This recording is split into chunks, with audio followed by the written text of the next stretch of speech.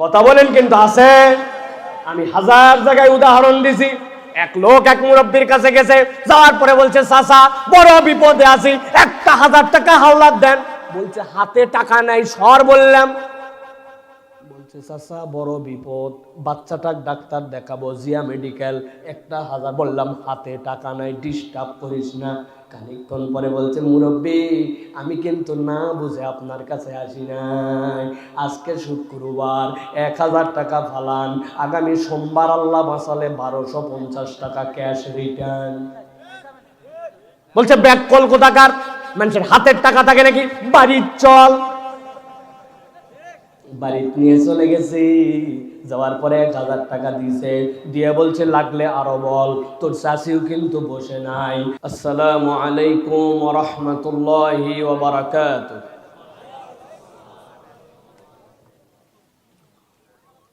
ইন্নাল হামদালিল্লাহ আলহামদুলিল্লাহি নাহমাদুহু ওয়া নাস্তাঈনুহু ওয়া নাস্তাগফিরুহু ওয়া নু'মিনু বিহি ওয়া নাতাওয়াক্কালু আলাইহি ওয়া নাউযু বিল্লাহি মিন শুরুরি আনফুসিনা ومن سيئات أعمالنا من يهد الله فلا مضل له ومن يضلل فلا هادي له وأشهد أن لا إله إلا الله وحده لا شريك له وأشهد أن سيدنا وحبيبنا وطبيب قلوبنا محمد الذي أرسله بالحق بشيرا ونذيرا وداعيا إلى الله بإذنه وسراجا منيرا فقد قال الله سبحانه وتعالى في كلامه المجيد وفي فرقان الحميد أعوذ بالله من الشيطان الرجيم بسم الله الرحمن الرحيم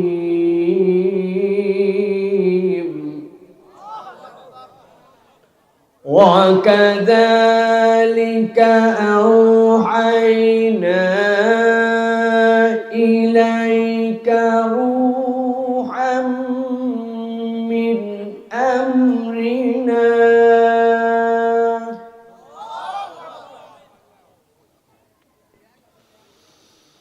ما كنت تدري ما الكتاب ولا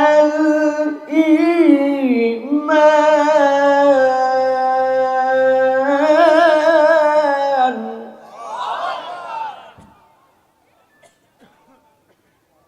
ولكن جعلناه نورا نهدي به من نشاء من عبادنا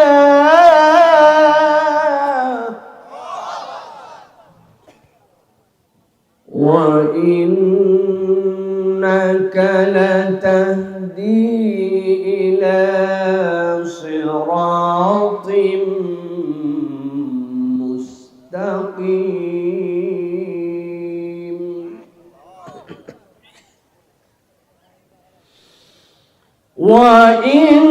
وإنك لتهدي إلى صراط مستقيم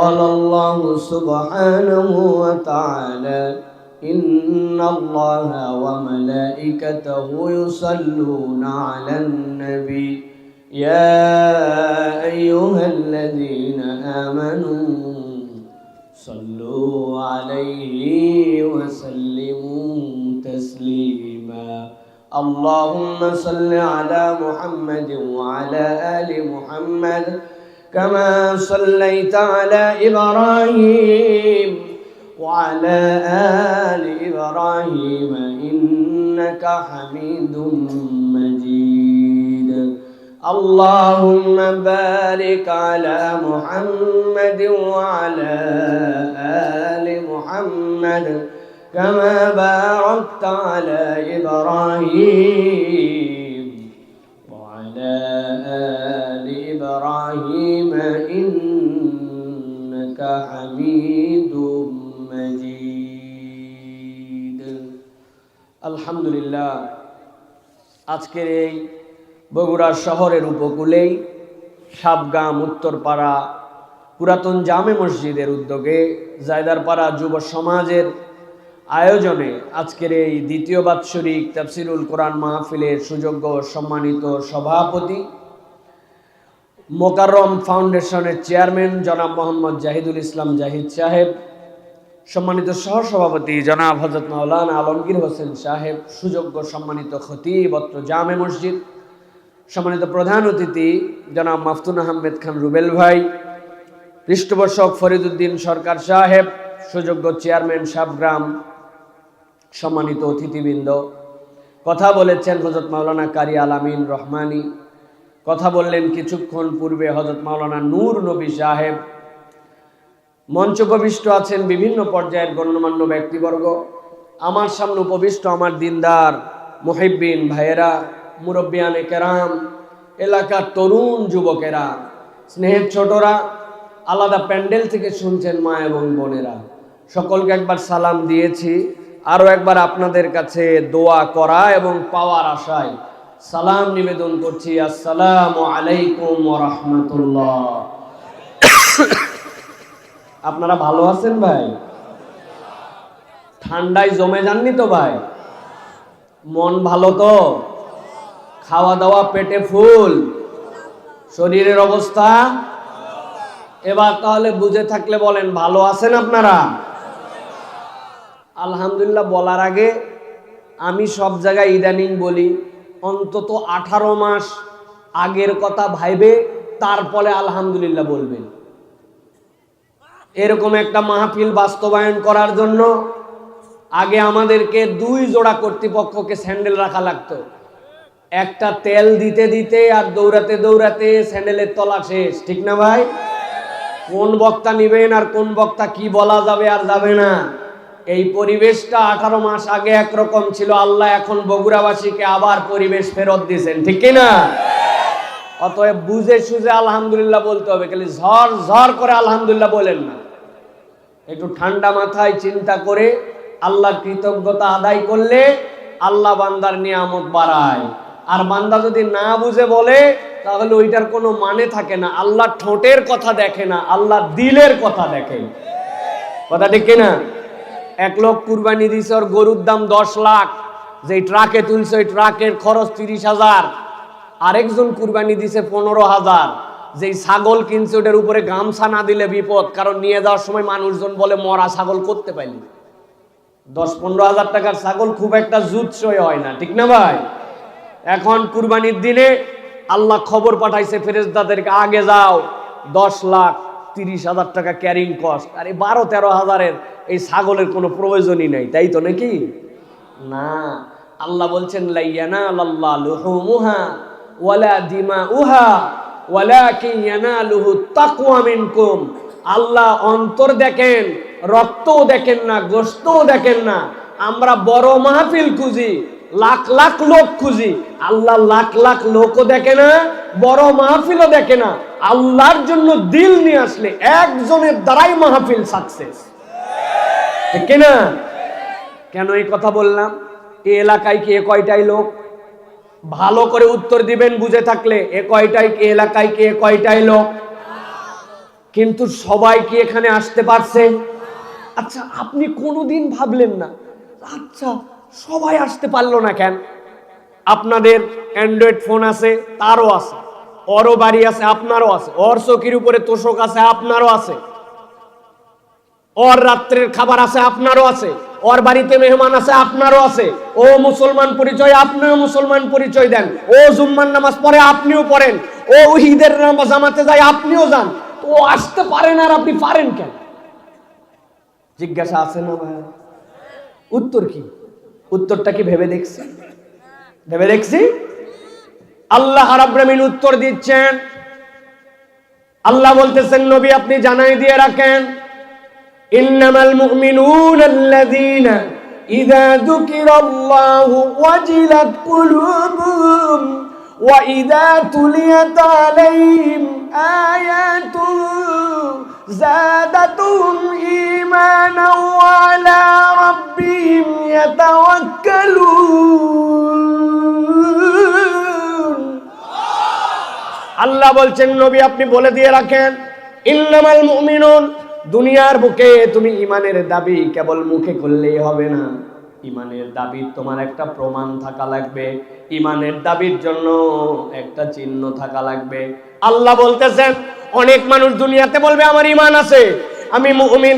আল্লাহ বলছেন মুখের দাবিতে হবে না, যদি কেউ ইমানের দাবি করে ন্যূনতম তার জন্য দুইটা চিহ্ন থাকা লাগবে। কয়টা? একজন আপনারে দেখায় বলতেছে, এই দেখ ভাই, এই গাছ দেখছিস? হ্যাঁ। এই যে এরকম চিকন, উপরে তাকা। উপরে তাকাইছেন, তাকায় বলছে দেখ এতটুকু টুকু সুন্দর সুন্দর ফল, এক একটা বাদার মধ্যে ধরছে 50টা। এই গাছের নাম হচ্ছে ডাব গাছ। আপনি বলবেন এক থাপ্পড় দেবো ব্যাককল, আমার কি বেকুব ভাবছিস নাকি? এক বাদার মধ্যে এতটুকু টুকু ফল, এরকম চিকন, এটা কেমনে ডাব গাছ হয়? এটা ব্যাককল সুপারি গাছ। কথা ঠিক কিনা? ওই বলতেছে না না, ডাব ও ছোটবেলায় ছোট থাকে, এগলাই বড় হবে, গাছও মোটা হবে। মানবেন? কথা বলতে হবে, মানবেন? আমার আল্লাহ বলছেন, ইন্নামাল মুমিনুন আল্লাযীনা ইযা যুকিরাল্লাহ, তার সামনে যখন আল্লাহর জিকির করা হয়, কোরআনের আলোচনা করা হয়, ইসলামের বার্তা তুলে ধরা হয়, আল্লাহ আল্লাহ রাসূলের কথা থেকে তার সামনে কথা উপস্থাপন করা হয়, আল্লাহ বলছেন সে আর স্বাভাবিক থাকে না। ওয়াজিলাত কুলুবুহুম, তার অন্তরটার সাথে সাথে থই থই করতে শুরু করে। কেমন থই থই করে? একটা চুলা, ডবল বার্নার, দুই দিকে দুইটা তার জন্য মুখ আছে। ওই চুলার উপরে আপনি দুইটা হাঁড়ি চাপাইছেন, ভালো করে খেয়াল করেন, দুইটা হাঁড়ির মাপ 1 লিটার, সমানভাবে জাল ধরায় দিয়েছেন।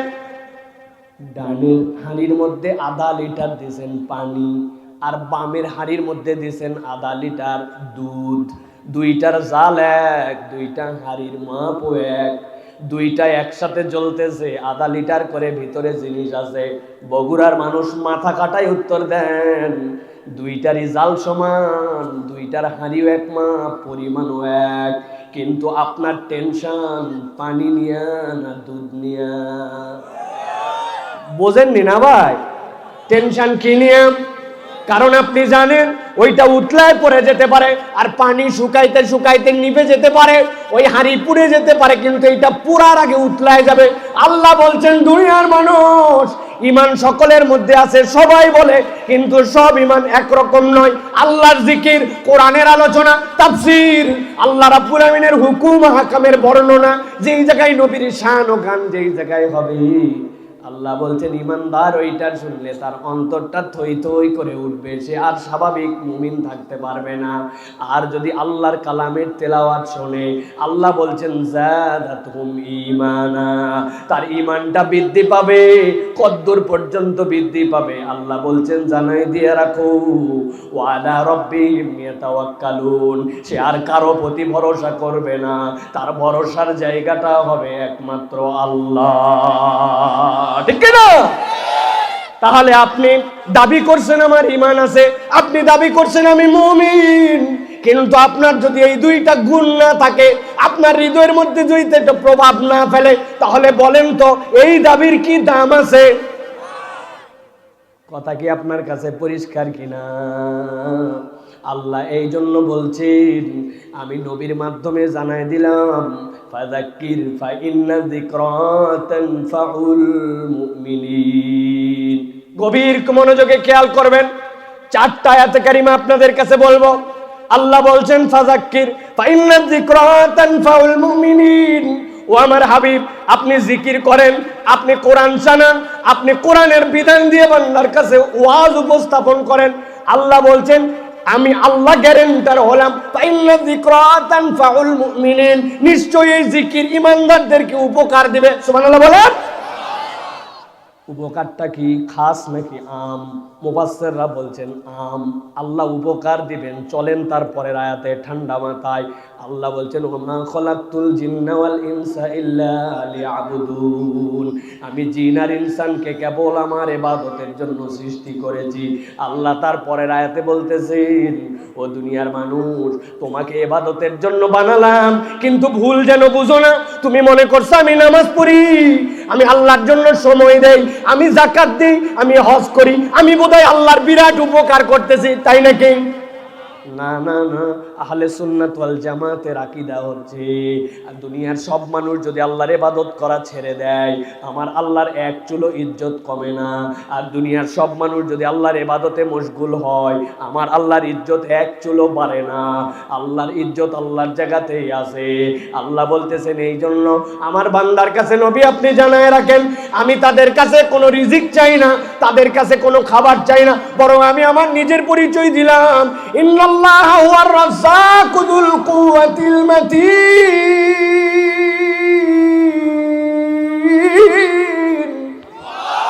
আল্লাহ বলছেন আমি আল্লাহ জানাই রাখলাম, ইন্নাল্লাহ হুয়ার রাজ্জাক যুল কুওয়াতিল মাতিন। আল্লাহ হচ্ছেন আপনার আমার জন্য রাজ্জাক। চিৎকার করে বলেন আল্লাহ আপনার আমার জন্য কে? রাজ্জাক। বলেন বলেন, আরেকবার বলেন। রাজ্জাক মানে কি? কি ভাই?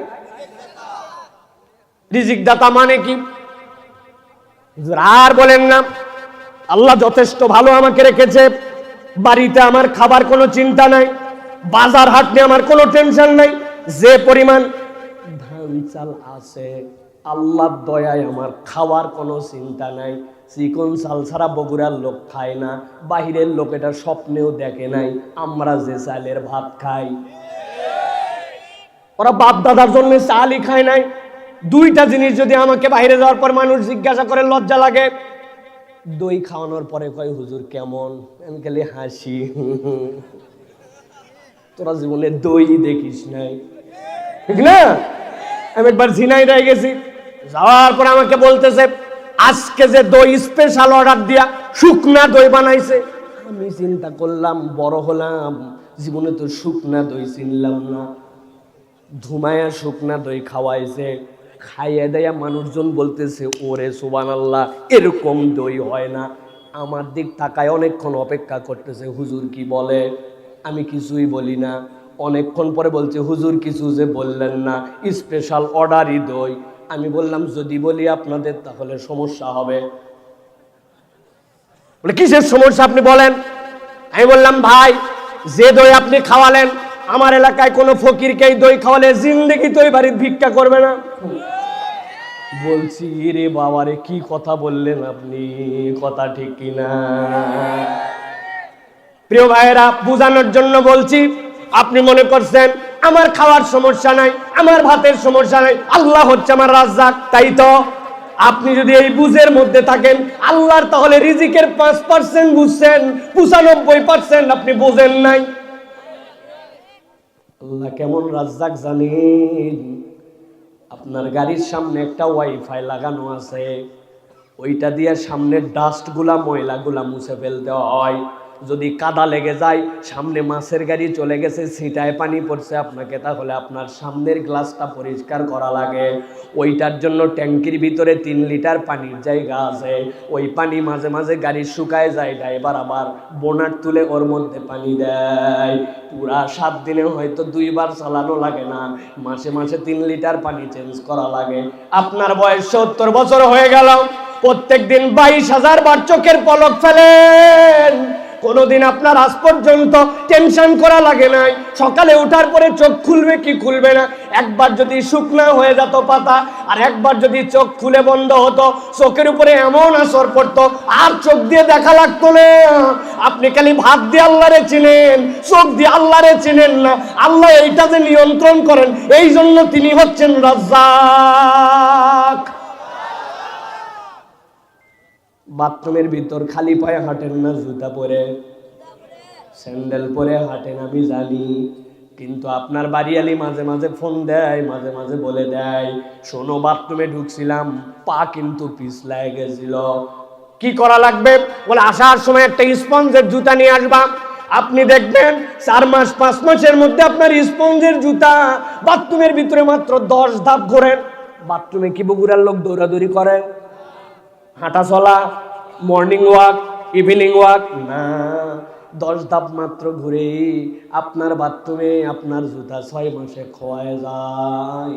অথচ মানুষ 90% সময় খালি পায়ে থাকে, মসজিদে যায় খালি পায়, ধান লাগায় খালি পায়, মাঠে কাজ করে খালি পায়, বাড়ির মধ্যে ঘুরে খালি পায়, 10% মাত্র জুতা পরে। একবার হিসাব করেন, বাথরুমের জুতা পায়ের তলাটা 6 মাসে খোয়ায় যায়। আল্লাহ যদি কেমন রাজ্য, আল্লাহ যদি আমার পায়ের তলার চামড়া নিয়ন্ত্রণ না করত, রিজিক দিয়ে সুষম না করত, আজকে যেই মুরব্বী 60 বছরে ওয়াজ শোনার জন্য আসে, ওই লোকের বডি আসা লাগতো না, কাল্লা আসার কথা। ঘুষতে ঘুষতে কাল্লা পর্যন্ত শেষ। ইন্নাল্লাহা হুয়ার রাজ্জাকু যুল কুওয়াতিল মাতিন। আল্লাহ হচ্ছে তোর সেই রব যিনি তোকে রিজিক দেয়। বান্দা তুই হিসাব মিলাতে পাস নাই। ধান গাছ তুলছো তুমি, ধান আবাদ করে তুমি বাড়ির মধ্যে নিয়ে চলে আসছো, আর বলছে তোর ধান কত হলো? আমার হয়েছে বিঘায় 22 মণ, আমার জমি হচ্ছে 5 বিঘা, আমার জমি হচ্ছে উঁচা জায়গায়, আমার জমি হচ্ছে ক্ষেতের সেরা। আমার আমার আমার কথা ঠিক কিনা? কিন্তু ধান লাগানোর সময় মাথা খাটাইছেন নাকি? ধান কিন্তু ছিটাইয়া লাগান নাই। প্রথমে একটা চারা লাগানোর জন্য বেড বানাইছিলেন, নরম নরম মাটি করার পরে সবচেয়ে ভালো ভালো বীজগুলা আগের রাত্রে ভিজাইয়া পরের দিন সকালবেলা বেডের মধ্যে ছিটাইছেন। এরপরে যখন চারা বড় হয়েছে চারা তুলছেন, এরপরে মাঠের মধ্যে সিরিয়াল দিয়ে লাগাইছেন। কথা ঠিক কিনা? কিন্তু কোনোদিন খেয়াল করেন নাই, ওই যে আপনার আধা শতকের মধ্যে যেই জায়গায় বীজতলা লাগাইছিলেন, ওই জায়গায় যে চারাগুলা ছিটাই দিছিলেন ধানগুলা, ওর মাত্র 10% ঠিক মতো পড়ছিল। ধানের শিকড় যেদিক সেদিক দিয়ে উঠে না, পাতা যেদিক সেদিক দিয়ে গজায় না, পাতা গজানোর দিক আলাদা, গোড়ার দিক আলাদা। আপনি মাত্র 10% ঠিক ছিটাইছেন, 90% আপনার শীত হয়ে পড়ছে, কাত হয়ে পড়ছে, উপর হয়ে পড়ছে, একটার উপর আরেকটা পড়ছে। কিন্তু রাত পার না হতে সকালবেলা কোন আল্লাহ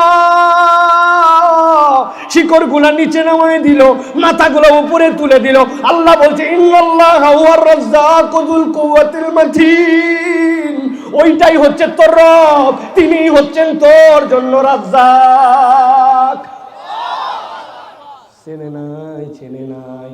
আল্লাহ বলছেন এবার উপর দিকে যাও, তিনি হচ্ছেন রাজ্জাক। তিনি তোমার কাছে খাদ্যও চান না, তিনি তোমার কাছে রিজিকও চান না, তিনি তোমাকে ইবাদতের জন্য সৃষ্টি করছেন। আল্লাহ এর পরের আয়াতে বলছেন ফাযাক্কির ফাইন্নায যিকরা তানফাউল মুমিনিন। নবী জানায় রাখেন, আপনি কোরআনের জিকির করেন, উম্মতের এর দ্বারাই ফায়দা হবে। আল্লাহ আম করে রাখছেন, তোমার পরিবারে অশান্তি, তোমার জীবনে নিরাপত্তা নাই, তুমি তোমার বাচ্চাটা কথা শুনে না, স্ত্রী বিয়ে করছিলে যে এক্সপেকটেশনে, ওই রকম সংসারে সুখ হলো না, যা কামাই করো সেটাতে চলে না, যে ইজ্জত প্রত্যাশা করো ইজ্জত তোমার কপালে নসিব হয় না, যে রকম ছেলে চাও ছেলে হয় নাই, মেয়ে যেরকম চাও মেয়ে হয় নাই, তোমার সমস্যার শেষ নাই।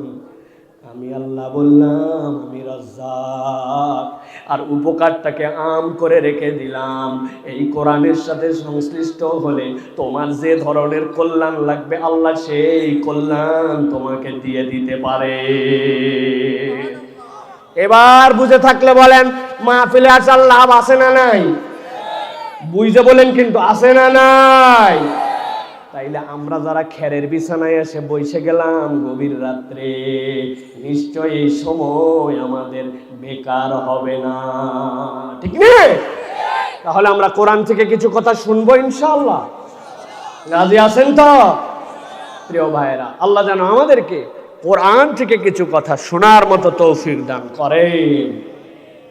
প্রিয় ভাইয়েরা, যে প্রিয় তরুণেরা, আজকে আপনারা কষ্ট করে আয়োজন করেছেন, এই আয়োজনে আমরা আপনাদের সামনে হাজির হয়েছি শুধু একটা মাহফিলের জন্য। জুমার নামাজ পড়ায়া না খাওয়ার মতো করে না কে মুখে বগুড়ায় মাহফিল শুক্রবার আমার দ্বারা সম্ভব নয়, কিন্তু এলাকার মোহাব্বত, কিছু আমার বন্ধু বান্ধবরা আছে তাদের আবদার, এই জন্য আপনাদের কাছে আসা। প্রিয় ভাইয়েরা, ঢাকার আশপাশে হলে এশার নামাজের পরে বের হয়ে দুটা কথা বলে বাসায় যাওয়া যায়, কিন্তু এই যে 7 ঘন্টার জার্নি করে আসা, আপনাদের কাছে হয়তো এটা তেমন বিষয় না, কিন্তু আমাদের কাছে এটা কষ্ট। এই জন্য যে সময়টুকু আসি এলোমেলো আজগবি কথা, যে কথা মিনিংফুল নয়, যেটা আমাদের জন্য উপকার দিবে না, এরকম কোনো কিচ্ছা কাহিনী গল্প আমি জানিও না, বলতেও পারবো না। আমি টু দা পয়েন্ট একটা সাবজেক্ট নির্ধারণ করে আসছি, ওই বিষয়ে কথা বলবো। সবাই চলে গেলেও কোনো সমস্যা নাই, মাইকালার যেহেতু দায়বদ্ধতা আছে, ওর জন্য হলে ওই ওয়াজ করে আমি সাইফুল্লাহ যাব। আপনি কে থাকলেন আর কে থাকলেন না, এর কোনো সমস্যা নাই আমার কাছে। আল্লাহ আমার সামনে লক্ষ লক্ষেও জড়ো করেন, সুতরাং ওর সর্বোচ্চটা দেখা আছে আমার, এটা নিয়ে আমার কোনো টেনশন নাই। তাহলে আমরা কিছু কথা শুনবো ইনশাআল্লাহ। রাজি আছেন তো আপনারা?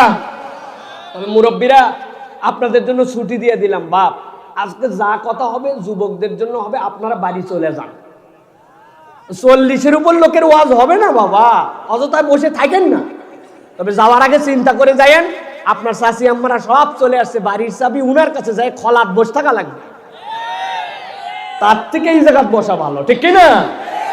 আছেন তো আপনারা নাকি ভাই? কারা কারা আছেন দেখি হাত দুটো উঁচু করেন। টান টান টান টান করতে হবে, হাত মজবুত করে। আরেকবার হাত নামান, হাত নামায়া ওই যে চাদর খেতা কম্বলেতে হাত বাইর করেন, বাইর করে সোজা করে হাত তোলেন, শক্ত করে 2 হাত তোলেন। তুলছেন? আরে থামেন থামেন থামেন থামেন, একটু থামেন, বসেন, একটু হাত সোজা করেন। লাস্ট সুযোগ দিব, এবার হাত খালি তুলবই না, এবার ডানে বামে একটু তাকায় দেখবো কারা ফাঁকি মারতেছে। টান করে হাত দুটো শক্ত করেন। করছেন সবাই? কি চাচা কিও হাত শক্ত করে বাই করেন, সোজা করছেন সবাই, নড়াচড়া দেন, নড়াচড়া দেন। হ্যাঁ, জোরে জোরে হাত সোজা করেন, সোজা। হ্যাঁ, হাত শক্ত হয়েছে, শক্ত নামান যাবে না, সোজা করে ওয়াজ শোনা লাগবে। হাত সোজা।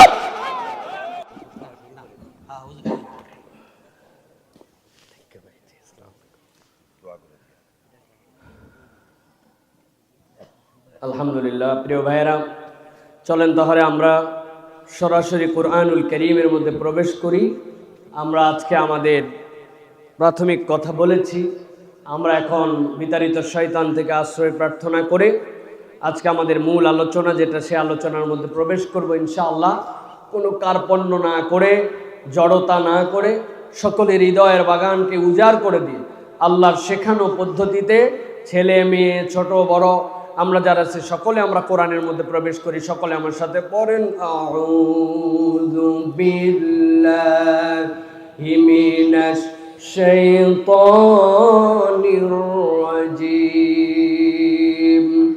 বিসমিল্লাহির রাহমানির রাহিম।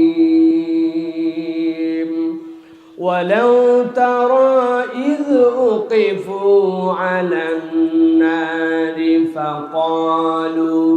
فقالوا يا ليتنا نرد ولا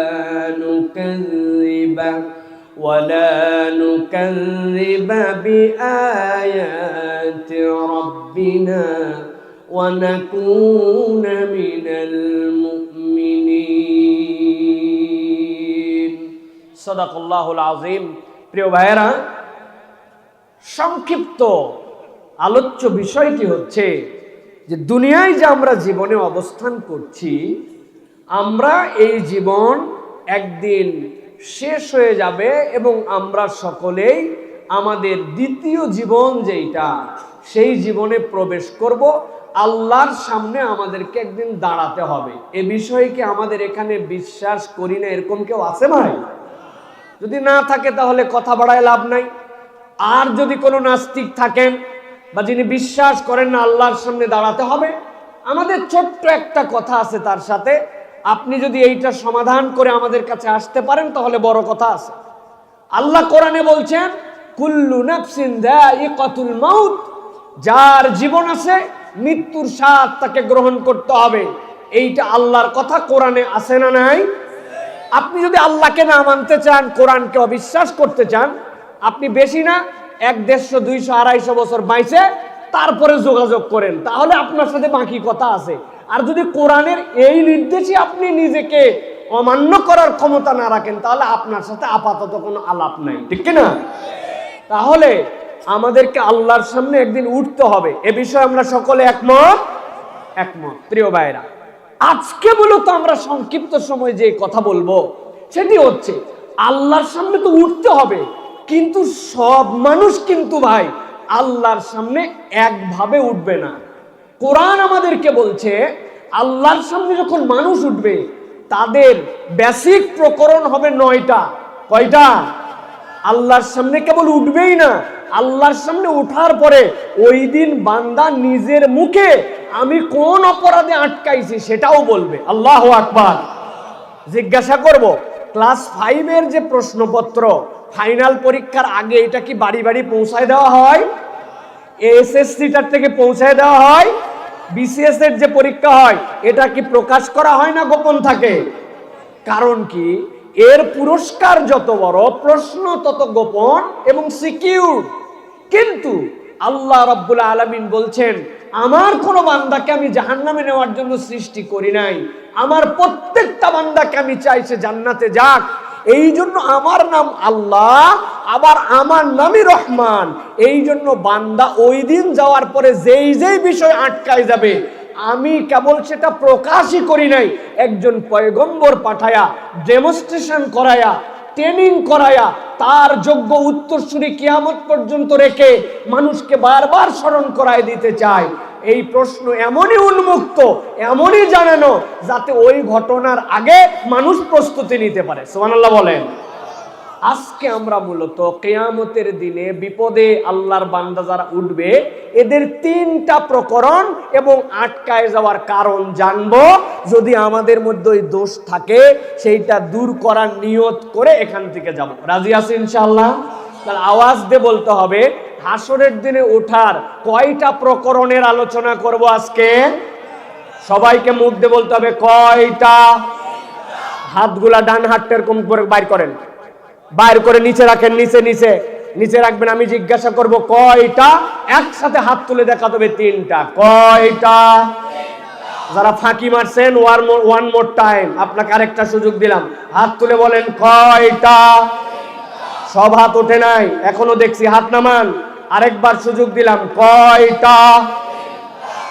হাত নামান। অনেকেই চিন্তা করছে হুজুরে সাইফুল্লাহ ভাই শুরু করলো কি, খালি তুলো নামা ব্যাপার। এর কারণ আছে ভাই, আমার বগুড়া অঞ্চলের স্টাডি করা শেষ।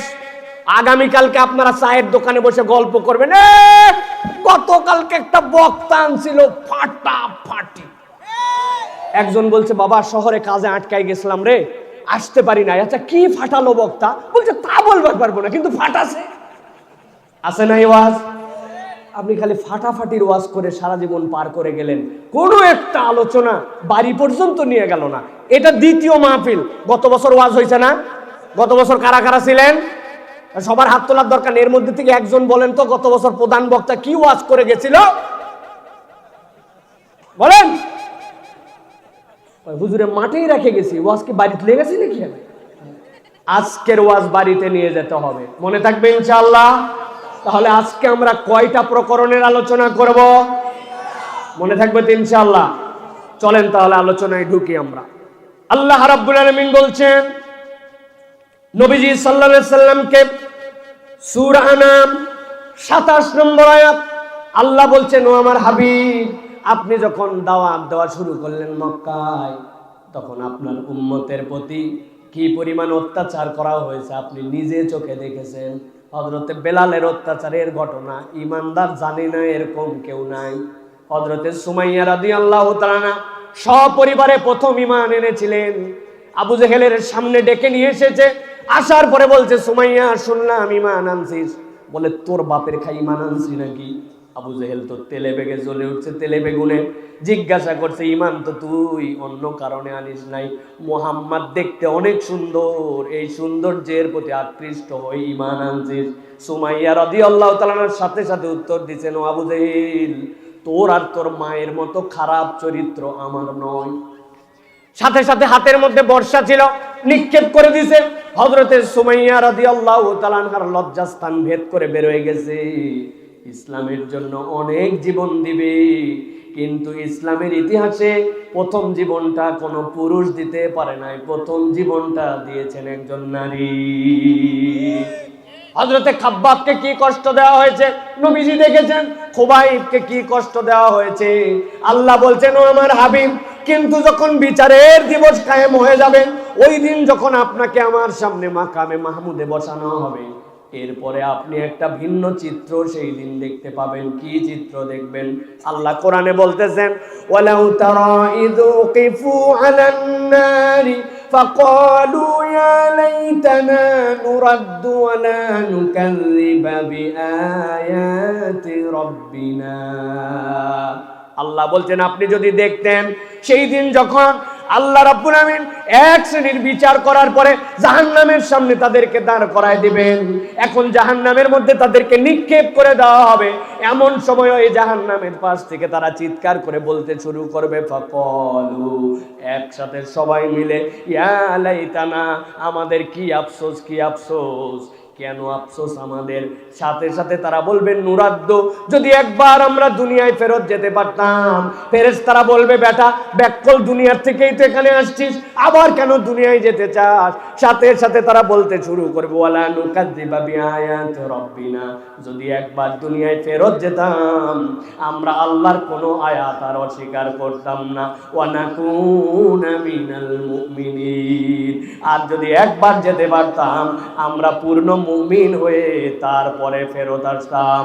আওয়াজ দিয়ে উত্তর দেন, কিয়ামতের ময়দান কায়েম হয়ে গেলে আর একবার যদি ফয়সালা হয়ে যায়, তাইলে কি আবার ওই ময়দান থেকে দুনিয়ায় ফেরত আসার সুযোগ থাকবে? ফেরত আসার সুযোগ থাকবে? তাহলে তোমরা কেন ফেরত আসতে চাও? তারা বলতে শুরু করবে, ওয়ালা নুকাযযিবা বিআয়াতি রাব্বিনা ওয়া নাকুনা মিনাল মুমিনিন। আয় রব্বুল আলামিন, আমাদেরকে একবার যদি ফেরত নিয়ে যাও, দুনিয়ায় আমরা তোমার আয়াতগুলোকে অস্বীকার করে আসছিলাম, পণ্ডিতি খানায় আসছিলাম, আজকে আমরা বুঝেছি ওই আয়াত অস্বীকার করার কারণে আজকে আটকায় গেছি। আওয়াজ দিয়ে জিজ্ঞাসা করি, এখানে আমরা যারা আছি, আমরা কি আল্লাহর আয়াত অস্বীকার করি? কথা বলেন, করে? আওয়াজ দিয়ে বলছেন তো করি না, কিন্তু এবার একটু হিসাব মিলাই দেখি তো আমরা আল্লাহর আয়াত স্বীকার করি না করি না। আল্লাহর আয়াত আপনি কি বুঝেছেন না বুঝেন নাই? এখানে এমন লোক আছে জুমার দিনে আজান হয়ে যায়, ইদা নুদিয়া লিস-সালাতি মিন ইয়াউমিল জুমআ ফাসাউ ইলা যিকরিল্লাহ, ওই বান্দা 1:00টার সময় মসজিদে চলে যায়, জুম্মার নামাজ পড়ে, জুম্মার নামাজের পরে আবার বাড়ির দিকে রওনা হয়। আসরের সময় মুয়াজ্জিন আজান দেয়, হাইয়া আলাস সালাহ, মাগরিবে আজান দেয়, হাইয়া আলাল ফালাহ। যেই বান্দা আল্লাহর ডাকে জুম্মার নামাজ পড়া ফরজ মনে করলো, আল্লাহর আয়াত স্বীকার করে মসজিদে গেল, ওই বান্দা আসরে গেল না, ওই বান্দা মাগরিবে গেল না, ওই বান্দা সপ্তাহের নামাজ পড়লো না। আওয়াজ দিয়ে বলছিলেন আল্লাহর আয়াত অস্বীকার করি না, এখন বুঝে থাকলে বলেন তো, জোহর আসর বাদ দেওয়াই না মুসল্লি এলাকায় আছে না? না, কথা বলেন, আছে? তাহলে আপনি আল্লাহর আয়াত যে স্বীকার করছেন বলছেন, আসলে তো আপনি বোঝেন নাই। এই মাহফিলে আসছে অনেক মহিলা, মাহফিলে আসার সময় সুন্দর করে পর্দা পুশিদা লাগায় আসছে, বোরকার কোনো ঘাটতি নাই, কিন্তু ওই মহিলাই যখন আবার মার্কেট করতে যায়, ওই মহিলাই যখন আবার বিয়ার দাওয়াত পায়, ওই মহিলাই যখন ঈদের দিন বাইরে ঘুরতে যায়, তখন উনি 2 পিস লাগায়া যায়, 3 পিস লাগায়া যায়, এমন বেহায়াপনা পোশাক পরে যায় যেইটা পরার পরে একটা মানুষ তার দিকে তাকালেও গুনাহ হয়। তাহলে আপনি মাহফিলে পর্দা করে আসলেন আর ঈদের দিন বেপর্দা ঘুরলেন, মাহফিলের আয়াত স্বীকার করলেন আসারটা, আর ওই যে ঈদের দিনেরটা অস্বীকার করলেন। বুঝে থাকলে বলেন তো আল্লাহর আয়াত মানা হয়েছে না ছাড়া হয়েছে? আমার আল্লাহ রাব্বুল আমিন বলছেন ওই মানুষগুলো আল্লাহর কাছে বলতে শুরু করবে, রব্বানা আবসারনা ওয়া সামি'না ফারজি'না না'মাল সালিহা ইন্না মুকিনুন। আয় রব্বুল আলামিন, আজকে তো আমরা সব দেখে ফেলছি। রব্বানা আবসারনা, আমার চোখ দিয়ে আযাব দেখায় দেওয়া হয়েছে। রব্বানা আবসারনা ওয়া সামি'না, আমরা কান দিয়েও শুনে ফেলছি। আল্লাহর কাছে বলতে শুরু করবি, ফারজি'না, ও আল্লাহ একবার খালি ফেরত পাঠাও। কেন আবার দুনিয়ায় ফেরত যেতে চাস? না'মাল সালিহা, দুনিয়ায় থাকতে নেক আমল করতে আসতে পারি নাই, আমার হাতে অত সময় ছিল না। ধান কাটার নামে করে আমি নামাজ কাজা করে দিয়েছি। আমি আল্লাহ বয়স হয় নাই বলে আমি অমুক অমুক আল্লাহর হুকুম মানি নাই, আমি পণ্ডিতি করছি। আল্লাহ ফারজি'না, আমাকে একবার দুনিয়ায় ফেরত পাঠাও। না'মাল সালিহা, এবার যাওয়ার পরে দেখো কেমন ভালো কাজ করি। জিজ্ঞাসা করি ভাই, হাসরের ময়দান থেকে ফেরত আসা যাবে তো? বুঝে বলেন কিন্তু এইগুলা তো গেল জেনারেল আয়াত, কিন্তু এর থেকে যদি তপ কাটা 2 নম্বরে যায় তখনই অনেকের মধ্যে আবার আঁতে ব্যথা লাগে। আছে না ভাই? তপকা 2টা কি জানেন নাকি? তপকা 2 নম্বর হচ্ছে আপনাকে যখন বলবে নামাজ ঠিক আছে, রোজা লাগবে তো, হজ করাই একবার উচিত, যাকাত দেওয়া যায়, কিন্তু যদি বলে আল্লাহ রাব্বুল আমিন এই দুনিয়াতে এই দিনকে পূর্ণতা দিয়েছেন, এই দিনের বিধানের মধ্যে আল্লাহ প্যানাল কোডও দিয়েছেন, একজন যদি কেউ অন্যায় করে তার শাস্তি কি হবে, কেউ যদি কারো জমি মেরে খায় তার শাস্তি কি হবে, দেশের টাকা বিদেশে যদি পাচার করে তার শাস্তি কি হবে, কোনো মহিলার সাথে যদি ব্যভিচার করে তার শাস্তি কি হবে, এইটা আল্লাহর শরীয়তে আছে না নাই? বুঝে বলবেন আছে না নাই? এখন আপনি বলছেন ভাই আপনি আল্লাহর কাছে স্বীকার করেছেন আমানতু বিল্লাহি ওয়া মালাইকাতিহি ওয়া কুতুবিহি, আল্লাহ তোমার কিতাবের ভিতরে যা কিছু আছে সবগুলি আমি বিশ্বাস করি, ঠিক কি না? বলছেন বিশ্বাস করি, কিন্তু যেই বলা হয় আল্লাহর দেওয়া অর্থনীতিতে তুমি সুদটাকে বাদ দিয়ে দাও, সাথে সাথে ওই লোকই তখন বলে এইটা মডার্ন ওয়ার্ল্ড, আধুনিক দুনিয়া, এখন সুদের কারবার ছাড়া চলা যায় না। এরকম বললে ওয়ালা লোক আছে না নাই?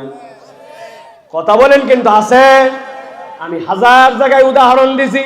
এক লোক এক মুরব্বির কাছে গেছে, যাওয়ার পরে বলছে চাচা বড় বিপদে আছি, 1000 টাকা হাওলাত দেন। বলছে হাতে টাকা নাই, সর বললাম। বলছে চাচা বড় বিপদ, বাচ্চাটাক ডাক্তার দেখাবো জিয়া মেডিকেল, 1000। বললাম হাতে টাকা নাই, ডিস্টার্ব করিস না। খানিকক্ষণ পরে বলছে মুরব্বি আমি কিন্তু না বুঝে আপনার কাছে আসি নাই, আজকে শুক্রবার 1000 টাকা ফালান, আগামী সোমবার আল্লাহ বাঁচালে 1250 টাকা ক্যাশ রিটার্ন। বলছে ব্যাক কল কোথাকার, মানুষের হাতের টাকা থাকে নাকি? বাড়ির চল। বাড়ি নিয়ে চলে গেছি, যাওয়ার পরে 1000 টাকা দিয়েছে, দিয়ে বলছে লাগলে আরো বল, তোর চাষিও কিন্তু বসে নাই, তোর চাষিও কিন্তু এই কাজ করতেছে, যদি লাগে তোর চাষিও কিছু দিতে পারবে, তবে যা করবি তাড়াতাড়ি কর, ছোট দিনের বেলা, আসরের নামাজ পড়ে আসছি, মাগরিবের নামাজ জামাতে যায় ধরবো। আসরের নামাজ পড়ে আসে, মাগরিবের নামাজ জামাতে করবে। এত বড় দাড়িওয়ালা, নামাজ রোজা সব পছন্দ করে, কিন্তু এরকম সুদের কারবার করে, দাদনে টাকা লাগায়, এরকম মুসলমান নামধারী মুনাফিক আছে না নাই? আমার আল্লাহ বলতেছেন তুমি আল্লাহর আয়াতের মানে তাহলে বুঝো নাই। আল্লাহ বলছেন, বলতে শুরু করবে রব্বানা আবসারনা ওয়া সামি'না ফারজি'না না'মাল সালিহা, একবার ফেরত পাওয়ার সুযোগ দাও, এবার যাওয়ার পরে শুধরায় আসবো। ওয়া নাকুনা মিনাল মুমিনিন, আগে কিছু কিছু ইমানের ঘাটতি ছিল, এইবার গেলে পাক্কা ইমানদার, ওই ময়দান থেকে ব্যাক করার সুযোগ থাকবে তো থাকবে। তাহলে এখানে কি পাইলাম? প্রথমটাই তিনটা জিনিস পাইলাম, আল্লাহর আয়াত আমার মাথায় ধরুক বা না ধরুক, আমার বিবেকে কাজ করুক বা না করুক, আপনাকে তার প্রতি পূর্ণ ঈমান আনা লাগবে। সেই পূর্ণ ঈমান আনলে তবেই আপনি মুমিন, ঠিক না? 2 নম্বর, আপনাকে কখনো কখনো আল্লাহর আয়াত নিয়ে কোনো কথা বলা চলবে না। আপনার বুদ্ধিতে না ধরতে পারে, এইটা আপনার ব্যর্থতা, কিন্তু আল্লাহর বিধানে আপনার পূর্ণ ঈমান থাকা লাগবে। এটা আল্লাহ রাব্বুল আলামিনের নির্দেশ। আর 3 নম্বর, দুনিয়ার জীবন খাও দাও, ঘোরাফেরা করো, ইচ্ছা মতো মোবাইল উপর থেকে নিচের দিকে স্ক্রল করো, রাত জেগে জেগে ইউটিউবে ইচ্ছা মতো ছবি দেখো। আল্লাহ বলছেন এই জন্য সৃষ্টি তোমাকে কেবল করা হয় নাই, তোমার আমলের পুঁজি বাড়ায়া আল্লাহর কাছে আসা লাগবে। এই জন্য দুনিয়া আমলের জায়গা, আপনাকে আমল করে যাওয়া লাগবে, নচেত ওই দিন জাহান্নামের সামনে দাঁড়ায়া এই পরিস্থিতির শিকার হওয়া লাগতে পারে, ঠিক কি না? মনে থাকবে তো এই হালত। এবার চলেন 2 নম্বর হালতের মধ্যে যাই। আল্লাহ রাব্বুল আলামিন বলছেন, ও আমার হাবিব, এবার আপনি দেখবেন কিয়ামতের ময়দানে এক শ্রেণীর লোক আল্লাহর সামনে উঠতে শুরু করবে। তারা কারা? কি বলতে বলতে তারা আল্লাহর সামনে উঠবে। আল্লাহ কোরআনে বলছেন, ইন্না আনজারনাকুম আযাবান করিবা ইয়াওমা ইয়ানজুরুল মার'উ মা কদ্দামাত ইয়াদাহু ওয়া ইয়াকুলুল কাফিরু ইয়া লাইতানি কুনতু তুরাবা। আল্লাহ বলছেন এক শ্রেণীর লোক যাদের সামনে আযাব এসে হাজির হয়ে যাবে। ইয়াউমা ইয়ানজুরুল মার'উ, আল্লাহ বলতেছেন ওই মানুষগুলা দেখতে শুরু করবে, ইন্না আনজারনাকুম আযাবান করিবা। আল্লাহ বলছেন ইয়াউমা ইয়ানজুরুল মার'উ মা কদ্দামাত ইয়াদা, দেখে ফেলবে তার আমলনামা কি। আপনাকে বলছি একটা 5 জিবির তুমি একটা ইন্টারনেট প্যাকেজ কেন, অফার মূল্য দিছে আপনার জন্য 110 টাকা। বুঝে থাকলে মাথা খাটায় উত্তর দেন।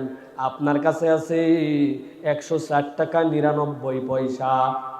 আপনি যখন পুশ করছেন, মেসেজ সেন্ড করছেন, আপনার ওই 5 জিবির প্যাকেজটা আপনি কিনতে পারবেন তো? শর্ট কত? 1 পয়সা 1 পয়সা। আপনার প্যাকেজ রিটার্ন করায় দিবে। আপনাকে বলবে you have not sufficient balance, you have insufficient balance, তোমার পূর্ণ টাকা নাই। আল্লাহ ভালো করে বুঝাচ্ছেন ওই দিন যাওয়ার পরে এই শ্রেণীর লোক কারা হবে। আল্লাহ বলতেছেন ইয়াউমা ইয়ানজুরুল মার'উ মা কদ্দামাত ইয়াদাহু,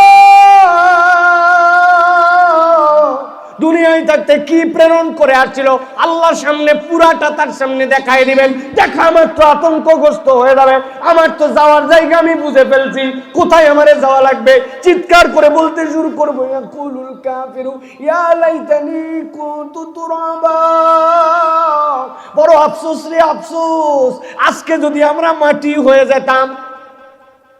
এত কিছু থাকতে তুমি মাটি হতে চাও কেন? নবীজি মুসনাদে আহমদের হাদিসের মধ্যে বলতেছেন একটা ঘটনা আছে, এমনি এমনি তারা মাটি হতে চায় নাই। আল্লাহ সবাই রে দাঁড় করাইছেন, বিচার এখনো শুরু হয় নাই। নবীর সুপারিশ 2 ধরনের হবে। কয় ধরন? একটা হবে সুপারিশে আম, ওটার দ্বারা কাফের মুশরিক বেদ্দিন সবাই উপকার পাবে। আরেকটা সুপারিশ হবে ইমানদারদের জন্য, কেবল ইমানদাররা উপকার পাবে। কাফের মুশরিকরা আল্লাহর নবীর সুপারিশ দ্বারা কেমনে উপকৃত হবে? বিচার শুরু হয় না, সব মানুষ হয়রান হয়ে গেছে, অস্থির হয়ে গেছে মানুষ, ত্রাহি ত্রাহি। ওই বিচার হয়ে কিছুতে একটা ফয়সালা হবে, কিন্তু বিচারই শুরু হয় না। পয়গম্বর আদম থেকে ইব্রাহিম আলাইহিস সালাম, ঈসা মুসা সবার কাছে দৌড়াবে, কেউ কিছু বলতে পারে না। আল্লাহর নবী সিজদায় পড়ে যাবেন, ইরফা রাসাকা ইয়া হাবিবি, আপনি আপনার মাথা উঠান। নবীজি এরপর আল্লাহকে বলবেন, আল্লাহ আপনার কাছে আমার প্রথম আবেদন, আপনি বিচার শুরু করেন। তাহলে আল্লাহ যে বিচার শুরু করবেন সেটা তো সকলের জন্য, ওর দ্বারা কাফের মুশরিকরাও তার আম সুপারিশের অন্তর্ভুক্ত, ঠিক না? আর একটা সুপারিশ সকলের জন্য নয়, ওই সুপারিশ কেবল ইমানদারদের জন্য। নবীজি বলছেন ওই যে বিচার শুরু হবে, আল্লাহ এবার বান্দাদেরকে দাঁড় করায় দিবেন, যত বাহিমাতুল আনআম, যত পশু সবগুলা দাঁড়ায় যাবে। আল্লাহ এরপরে দেখাবেন, এই একটা ভেড়া, একটা দুম্বা, মাথার মধ্যে দুইটা বড় বড় শিং, দুনিয়ার বুকে আল্লাহ দেখাচ্ছেন। আর একটা পাশে ভেড়া ছিল, ওই ভেড়ার শিং উঠে নাই, দুইজনই খাচ্ছে, কিন্তু যেটার শিং উঠছে ও খালি গুতা দিয়া যেটার শিং উঠে নাই তারে সরায় দিছে, তার পেটের মধ্যে কষ্ট দিছে। এরকম দেখেন কিনা মাঝে মাঝে, যেইটার শিং উঠে ওইটার শিং যেটা নাই তারে গুতায়, আছে না? আল্লাহ বলবেন যেইটার শিং উঠে নাই তোর শিং উঠ, সাথে সাথে তার শিং উঠে যাবে। দুনিয়ায় যেইটারে গুতা দিছিল আল্লাহ বলবেন এবার শোধবোধ কর, সাথে সাথে সে গুতা দিবে, দেওয়ার পরে হিসাব বরাবর। আল্লাহ সবগুলা বাহিমাতুল আনাম চতুষ্পদ জন্তুকের পরে বলবেন তোমরা মাটি হয়ে যাও, সবগুলা মাটি হয়ে যাবে। এই দৃশ্য দেখে যার ব্যালেন্স নাই ওই কাফেররা বলতে শুরু করবে ইয়া লাইতানি কুনতু তুরাবা, যদি আজকে মাটি হইতাম তারে বলো ভালো হতো। তাদের জন্য বলতেছেন ইয়াকুলু ইয়া লাইতানি কদ্দামতু লিহায়াতি, আমি আমার অগ্রে কি প্রেরণ করে আসছি সব পেয়ে গেছি। আল্লাহ বলছেন আজকের দিনে সেই কথা তুমি বলো, ফায়াউমাইযিল লা ইউআযিবু আযাবাহু আহাদ ওয়ালা ইউসিকু ওয়াসাকাহু আহাদ। আল্লাহ বলছেন আজকে তোরে যে বান্দা বানবো, আজকে তোরে যে ধরা ধরবো, আজকে তোরে যে শাস্তি দেওয়া দিব, এরকম শাস্তির এরকম বান্ধন কোনোদিন কাউরে বান্ধি নাই। আল্লাহু আকবার। আল্লাহ বলতেছেন নবী আপনি জানায় রাখেন ওয়াল তানজুর নাফসুম মা কদ্দামাত লিগাদ, আগামীকালকের জন্য বান্দা কি প্রেরণ করেছে বান্দা যেন এইটা হিসাব করে। আমার যদি ক্ষমতা থাকতো পৃথিবীর প্রত্যেকটা বাড়ির সামনে এই আয়াতটা অনুবাদ সহ, তার ভাষায় অনুবাদ সহ লাগায় দিতাম, ওয়াল তানজুর নাফসুম মা কদ্দামাত লিগাদ, কালকের জন্য পরকালের জন্য কি পাঠাচ্ছ হিসাব করো। দোকানের চিন্তা আছে, পরশির চিন্তা আছে, ভবিষ্যতের সন্তানের চিন্তা আছে, ব্যবসার চিন্তা আছে, কিন্তু কবরে যদি আজকে রাত্রি শেষ হয় দিন, কালকে কবরে কি উত্তর দিব, কি ব্যালেন্স পাঠালাম, এই চিন্তা আমাদের জীবনে নাই। আল্লাহ বলতেছেন নবী আমার ওই দিন যাওয়ার পরে তো এই শ্রেণী বিপদে এমনি এমনি পড়বে না, তাদের বিপদ তো শুরু থেকে শুরু হয়ে যাবে। আম্মা মান উতিয়া কিতাবাহু বিশিমালিহি ফায়াকুলু ইয়া লাইতানি লামুত কিতাবিয়া। আল্লাহ বলতেছেন যারে ডাক দিয়ে বলা হবে দিকায় আমলনামা তোর বাম হাতে দেওয়া হবে। আল্লাহ বলছেন আমলনামা বাম হাতে দিলে সে বলতে শুরু করবে যদি আমাকে কিতাবই না দিত, ওয়ালাম আদরি মা হিসাবিয়া, যদি আমার হিসাবই না হতো, ইয়া লাইতাহা কানাতিল কাদিয়া, যদি আমার মৃত্যুই সব শেষ হয়ে যেত কতই না ভালো হতো। কেন কিতাব দেওয়ার সাথে সাথে এই কথা বলবে কেন? আল্লাহ নবী বলতেছেন আল্লাহ আমাকে জানাইছেন, ভালো করে বোঝেন। কিতাব দেওয়া হবে দুই ভাবে, আম্মা মান উতিয়া কিতাবাহু বিয়ামিনিহি, যার ডান হাতে কিতাব দেওয়া হবে সাথে সাথে সে আনন্দিত হয়ে যাবে। আল্লাহ বলছেন ওয়ায়ানকালিবু ইলা আহলিহি মাসরুরা, ওই যে গরুর বাচ্চা যখন 3 দিন 4 দিন বয়স হয় ও যে কি জন্য লাফায়, লাফাতে লাফাতে বিছনায় উঠে যায়, লাফাতে লাফাতে চুলার মধ্যে চলে যায়, পালার উপরে উঠে যায়। হাতে আমলনামা পাইয়া আত্মীয় স্বজনকে দেখাতে যাবে, দেখো দেখো দেখো দেখো আমার আল্লাহ আমার ডান হাতে আমলনামা দিছে, ফেরেশতারা ধরে নিয়ে আসবে, এত লাফানোর দরকার নাই। শোনো শোনো আল্লাহ কি বলছে তোমাদের জন্য, সালামুন কাওলাম মির রাব্বির রহিম, আল্লাহ স্বয়ং তোমাদের জন্য সালাম দিয়ে দিছে। আরো তোমাদের অফার আছে, আগে আসো আসো আসো শোনো।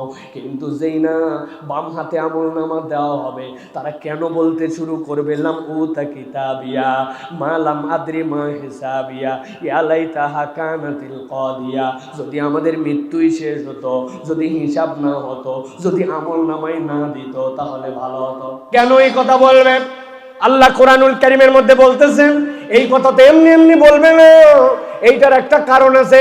নবী বলছেন যার বাম হাতে আমলনামা দেওয়া হবে এরকম নয় ডাক দিলাম আর বাম হাতে দিয়ে দিলাম, না না না, ফেরেশতারা তার হাতটা বাম দিয়ে পিছন দিকে নিবে, বক্ষকে ভেদ করায় দিবে, দেওয়ার পরে সামনের থেকে কলিজা ভেদ করে হাত বের করে দিবে। যেই না তার হাত সামনে আসবে নিজের বক্ষ ছিঁড়ে ও চিন্তা করবে এর থেকে মৃত্যু হয়ে যাওয়া ভালো, এর থেকে হিসাব না হওয়া ভালো, ডাইরেক্ট জাহান্নামে যাওয়া ভালো। আল্লাহ কোরআনে বলতেছেন, ওয়ান্না মান উতিয়া কিতাবাহু ওয়ারা যাহরি ফাসাউফা ইয়াদউ সুবুরা।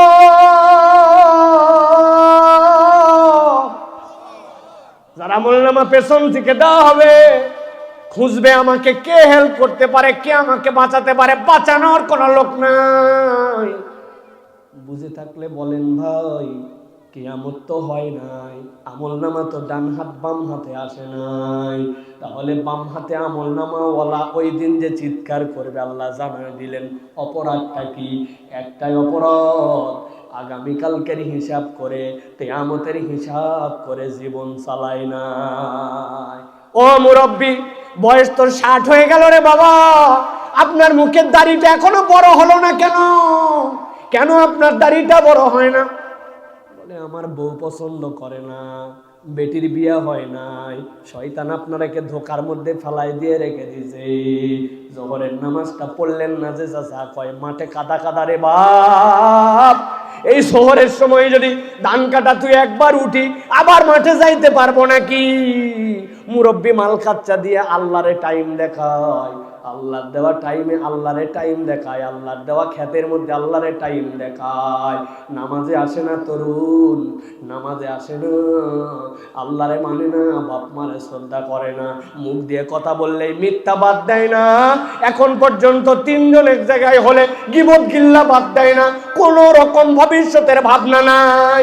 তুমি কি দেখো নাই কত বাপ তার লাশ নিয়ে সন্তানের কবরে নামায় দিল, কত দাদা বেঁচে থাকতে নাতিরে কবরে নামালো, দেখো নাই? ইবনে সিনা হাসপাতালে গেছি, পাগল হয়ে গেছে একজন, কানতে কানতে ফিট হয়ে গেছে, অজ্ঞান হয়ে গেছে,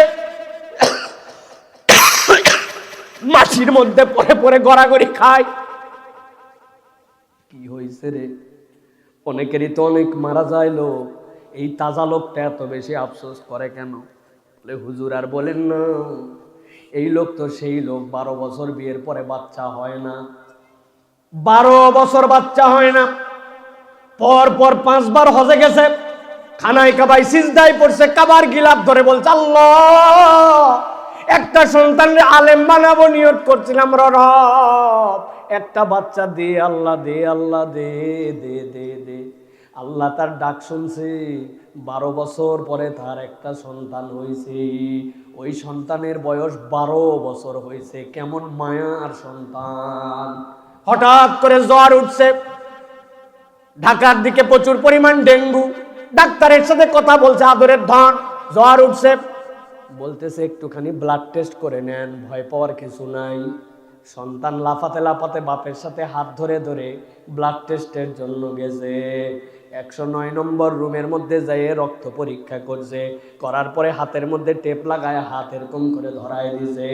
বাপের ডান হাত ধরে আবার লাফাতে লাফাতে যেই না হাসপাতালের গেটে আসছে, ধপ করে বাচ্চাটা পড়ে গেছে, কথা নাই বাচ্চা নাই, ওখান থেকে এমার্জেন্সিতে নিয়ে যাইতে দেরি, 1 মিনিটের মধ্যে বাচ্চা দুনিয়ার থেকে চলে গেছে। বাপ পাগল হয়ে গেছে, বাপ পাগল হয়ে গেছে।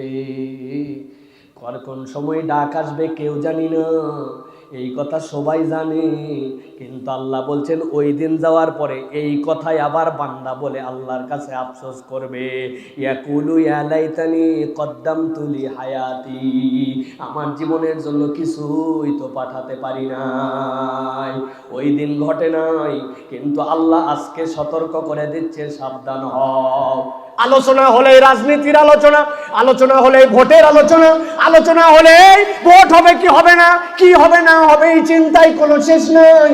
কিন্তু আপনি একবার ভেবে দেখলেন না, 12 বছর বয়সে 10টা সূরা মুখস্থ করছিলেন, 60 বছর বয়স হয়ে গেছে 11 নম্বর সূরা মুখস্থ হয় নাই, সানার অর্থ জানে নাই, দোয়া কুনুত ছাড়া বেতেরের নামাজ পড়তেছে, মানুষের জানাজার পিছনে দাঁড়ায়া জানাজার দোয়া জানে না, আর দুনিয়ার ফুটানি মেরে গল্প মেরে বেড়ায়। ইমানদারের অবস্থা এরকম।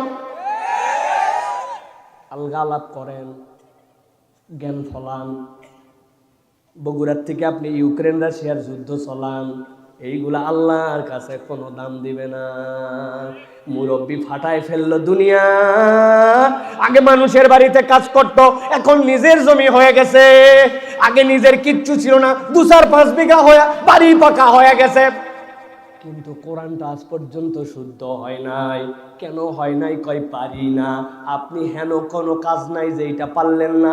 আর আপনি 1 মাস লেগে থাকলে কোরআন শুদ্ধ হতো, এইটার জন্য আপনার দিলও টানে নাই। আল্লাহ বলতেছেন ওই দিন আয়। আওয়ার পরে বলতে শুরু করবে ইয়াউমা ইয়ানজুরুল মারউ মা কদ্দামাত ইয়াদা। আল্লাহ বলছেন সাবধান করে দিলাম, ওই দিন কিন্তু ফাঁসে যাবি।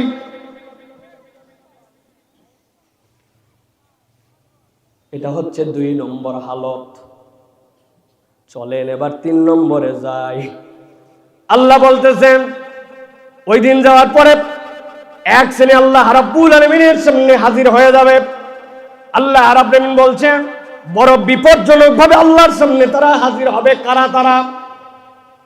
আল্লাহ বলতেছেন ইয়াউমা ইয়া'আদ্দুজ যালিমু আলা ইয়াদাইহি ইয়াকুলু ইয়া লাইতানি ইত্তাখাযতু মা'আর রাসূলি সাবিলা। ঠান্ডা মাথায় বোঝেন, আমি যদি কাউকে বলি ভাই এখানে যারা বসে আছেন, অনেক লোকের টাকা পয়সার অভাব আছে না ভাই? আছে না ভাই? আপনার আমি 10,000 টাকা দিব আপনার ঝামেলা মিটানোর জন্য। এই কেবলমাত্র এই 2টা আঙ্গুল যেটা আছে, এই 2 আঙ্গুল একটু কামড় দিয়ে কাইটে আমারে দিয়ে দেন, নগদ 10,000। বলবেন হুজুর সম্ভব নয়, 10,000-এর বিনিময়ে হয়তো অন্যভাবে কাটা যেতে পারে, কিন্তু নিজের মুখ দিয়ে কামড়ায় নিজের আঙ্গুল কেমনে দিব? ঠিক না? পাগলও পারে না, বাচ্চারা পর্যন্ত পারে না। আমার তো 4 মেয়ে, যেটা আমার 2 নম্বর মেয়েও যখন ছোট ছিল এমন বদভ্যাস কোত্থেকে জানি হলো, যারে পায় তারে একটা করে কামড় দেয়। বাড়িতে মেহমান আসছে, কোলের মধ্যে উঠে এই জায়গায় দিছে এক কামড়, কি জ্বালা। আর মা বলতেছে বিরাট বেইজ্জতি কথা, কেমনে এটা বন্ধ করবে? দেখো যারে তারে কামড়ায়। আমি চিন্তা করলাম ছোট মানুষ, দেখি কেমনে ঠিক করা যায়। ডাক দিলাম তাজরিয়ান এদিকায়। মা আসছে, বললাম মা তোর একটা নখ দে। দিছে। এই আমার একটা নখ, 2টা নখ, 2 আঙ্গুল। বললাম মা আজকে একটা মজা হবে। কি হবে? এইটা তোমার মুখের মধ্যে দিয়ে দিলাম, ওর বাম হাত আর ডান হাত। আমি বললাম মা এবার দিবি তুই গায়ের শক্তি দিয়া কামড়। দেখি কি হালকা সুরসুর করে দিয়া ওর নখ বরাবর যখন দাঁত গেছে আর কামড়ায় না। আমি বললাম দে কামড় দে, জোরে দে। দেখি ঠেলে মুখতে বাড়ি করে দেয়। ছোট বাচ্চা, সেও বুঝে নিজের আঙ্গুলে নিজে কামড়ালে ব্যথা লাগে, ঠিক কিনা? আমার আল্লাহ বলছেন ও দুনিয়ার মানুষ, কিয়ামতে একটা ভিন্ন দৃশ্য এই দিন দেখতে পাবা। আল্লাহ বলছেন ইয়াউমা ইয়া'আদ্দুল যালিমু আলা ইয়াদাইহি ইয়াকুলু ইয়া লাইতানি ইত্তাখাযতু মা'আর রাসূলি সাবিলা।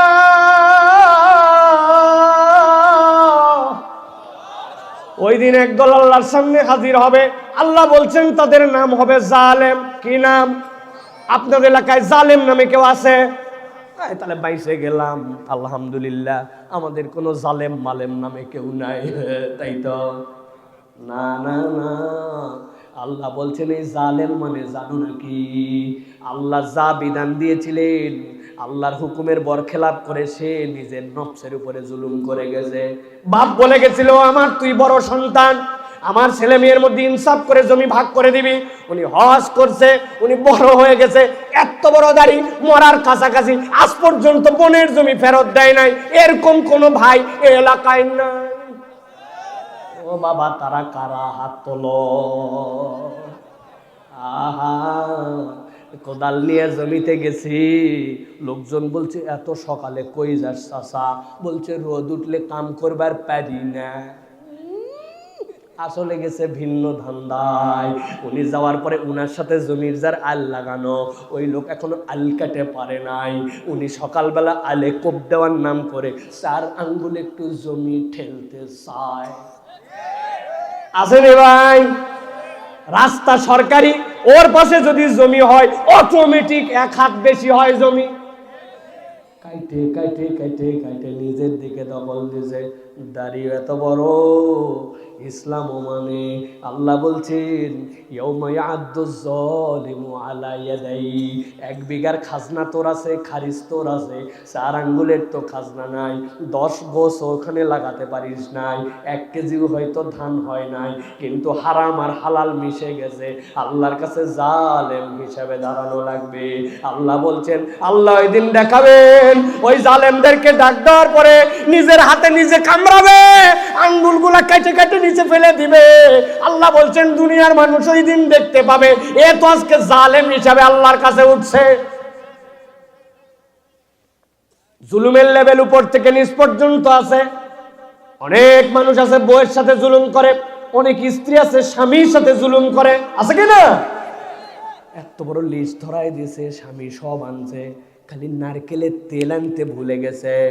সব পাইছে, নারকেলের তেল পায় নাই, সাথে সাথে বলছে 22 বছর সংসার করে কি পেলেন। আছে না? সব স্বামীর গোষ্ঠী সহ উদ্ধার করে দিছে। এরকম সোপাবাজ মহিলা সাবধান হয়ে যান, আল্লাহর কাছে যাওয়ার পরে কিন্তু হিসাব বরাবর করা লাগবে। আপনার মধ্যে কোনো কৃতজ্ঞতা নাই, কৃতজ্ঞতাহীন নারী জাহান্নামে যাওয়া লাগতে পারে, ঠিক না? যারা আনন্দের সাথে ঠিক বলছেন, এবার আপনাদের উপরে কিছু ধলাই দেই।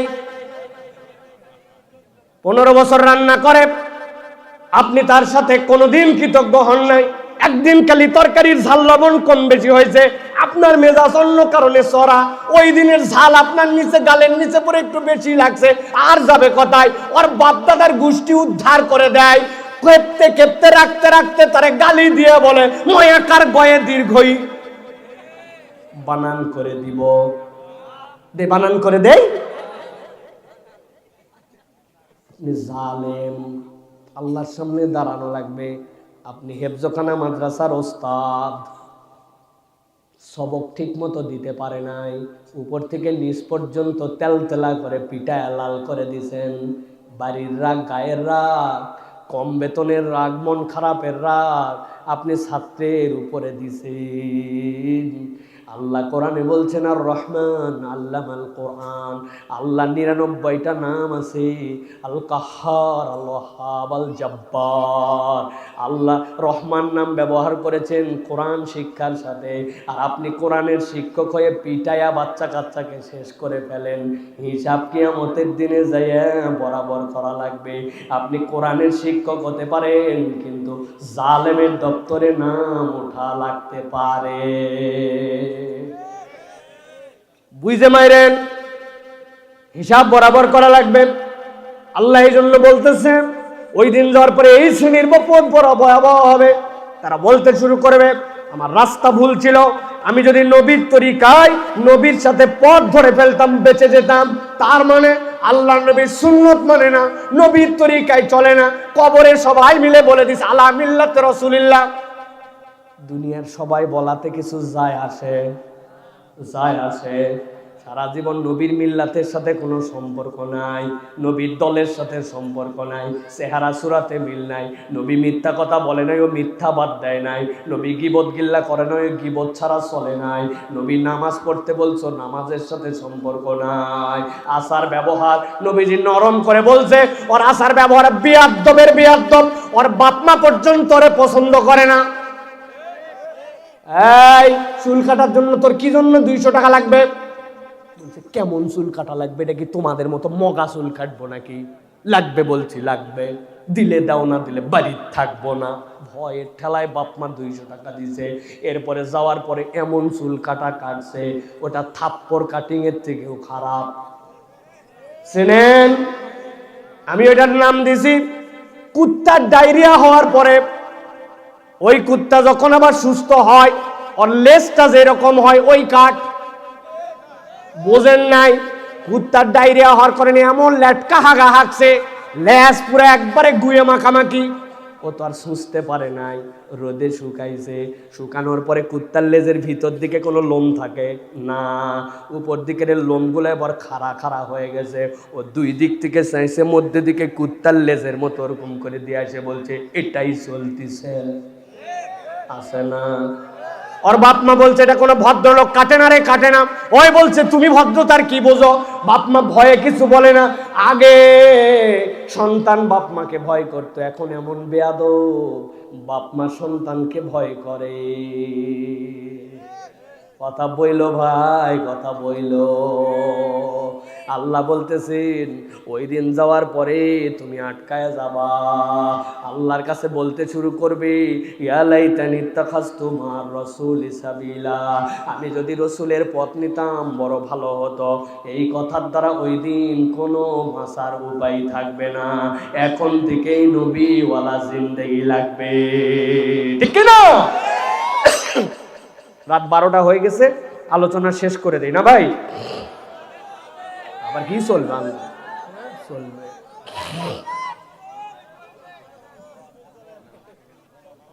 চলেন শেষ পয়েন্টটা তাহলে শেষ করি। আসেন তো আপনারা? আমারে নিয়ে আসলে একটু আগে দিয়েন, বুঝে সুঝে দিয়েন। ফাও ফাও মিশাই নকল উমুক তুমুক এগুলো শোনার জন্য আন্দাজি লোকজন ভাড়া করেন। আগে একটুখানি দিয়েন আল্লাহর ওয়াস্তে। কখন আইছি জানেন? পরিমরি করে আসছি 8টার সময়, যাতে আমার জন্য আপনাদের ক্ষতি না হয়। চলেন এবার সামনে আগাই। শেষ পয়েন্ট আজকের, ভালো করে গভীর মনোযোগ। যুবক ভাইয়েরা রাগ করা যাবে না, বলবো বলবো তো। আল্লাহর কথা আমার কথা নয়। আল্লাহ রাব্বুল আমিন সূরা ফুরকান 28 নম্বর আয়াত, আজকের আলোচনার শেষ পয়েন্ট। আল্লাহ বলতেছেন নবী একদল লোক হাসরে উঠে গেছে, উঠার পরে আল্লাহ রাব্বুল আমিনের সামনে দাঁড়াইছে। দাঁড়ানোর পরে তারা বলতে শুরু করবে ইয়া ওয়াইলাতা লাইতানি, ইয়া ওয়াইলাতা লাইতানি ইত্তাখাযতু ফুলানান খলিলা। আল্লাহর কাছে বলতে শুরু করবে আয় রব্বুল আমিন, আজকের দিনে আমি আপনার সামনে দাঁড়ালাম আর আফসোস করতেছি। কি আফসোস? ইয়া ওয়াইলাতা লাইতানি লাম আত্তাখিজ ফুলানান খলিলা। আয় আল্লাহ, আফসোস আর আফসোস। কেন তোর আফসোস? লাম আত্তাখিজ ফুলানান খলিলা, আমি যদি ফুলানকে বন্ধু না বানাতাম। একসাথে উত্তর দিতে হবে, কাকে বন্ধু না বানাতাম? ফুলান। বলেন, মুখ বন্ধ করা যাবে না, একটা মুখ বন্ধ থাকলে কথা হবে না। বলেন কাকে? জোরে বলেন। এখানে কারো ফুলান নামে বন্ধু আছে? আল্লাহ বাইসে গেলাম, আমাদের কোনো ফুলান নামে বন্ধু নাই। আমার বল্টু নামে বন্ধু আছে, ট্যাংরা নামে বন্ধু আছে, কাল্লু মিয়া নামে বন্ধু আছে, গান্ডু নামে বন্ধু আছে, কিন্তু আল্লাহ আমার ফুলান নামে বন্ধু নাই। বাইসে গেলাম, তাই তো? আরবিতে ফুলান মানে কি জানেন? ফুলান মানে হচ্ছে উমুক। বলেন ফুলান মানে? ফুলান মানে, ফুলান মানে উমুকটা কে? উমুকের দোষ কি? এমন বন্ধু নাকি তোর পাকা ধানে মই দিছে? এমন বন্ধু নাকি যে স্প্রে করে তোর যে বিছন সবগুলা শেষ করে ফেলছে? কি তোর ক্ষতি করছে? আল্লাহ, ওই ফুলান আমার কি ক্ষতি করছে জানো? বলতে শুরু করবে লাকাদ আদাল্লানি আনিয যিকরি বা'দা ইয জানি ওয়া কানা আশ-শাইতানু লিল ইনসানি খাযুলা।